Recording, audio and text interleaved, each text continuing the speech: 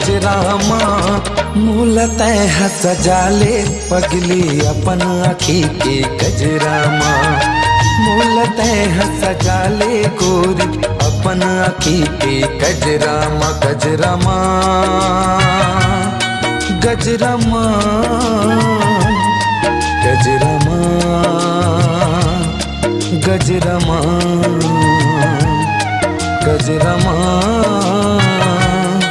गजरामा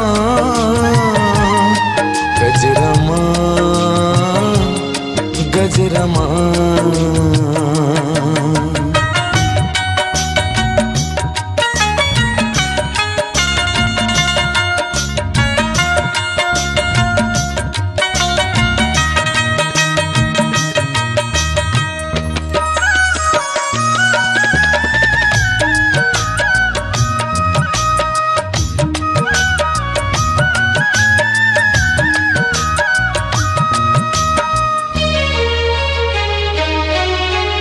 देखत रही था बैठे बैठे आवत जावत पानी तन मन माँ मोर आग लगाते गोरी तोर जवानी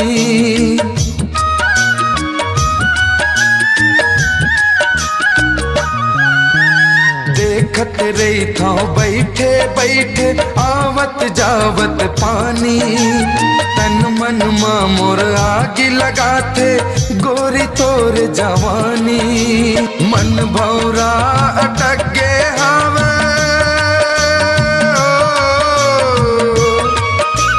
मन भौरा अटक गे हवे फूल बती फूल गजरामा मूलतः सजाले पगली अपन आँखी के गजरामा मूलतः सजाले गोरी अपन आँखी के गजरामा गजरामा गजरामा गजरामा गजरामा गजरामा गजरामा गजरामा गजरामा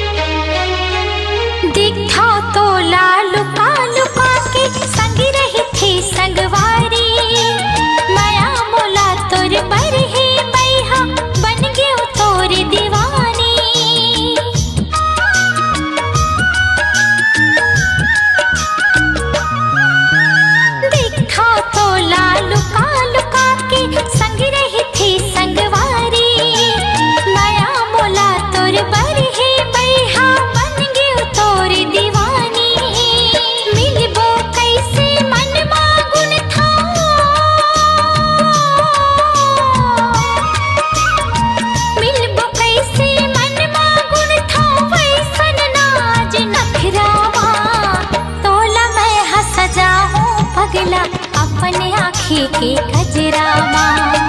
तोला मैं हंस जाऊं पगला अपने आँखी के गजरामा मन हाथोर बंधागी हवे हो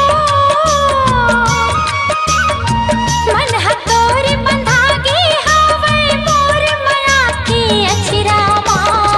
तोला मैं हंस जाऊं पगला अपने आँखी के गजरामा मूलतः सजाले पगली अपन आँखी की गजरामा गजरामा गजरामा गजरामा गजरामा गजरामा गजरामा गजरामा गजरामा